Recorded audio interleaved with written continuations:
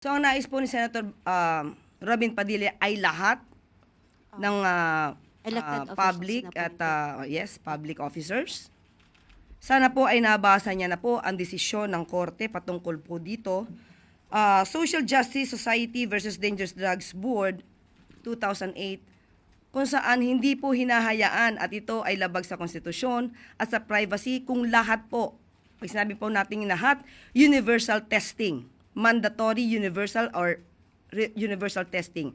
Ang allowed lamang po ay ang random drug testing.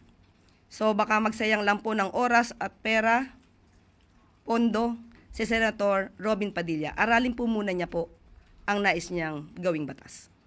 So ma'am, clarification lang po. Sinasabi niyo po na hindi po kayo pabor. Hindi ko sinasabing hindi pabor. Apo. Yan ay labag sa batas.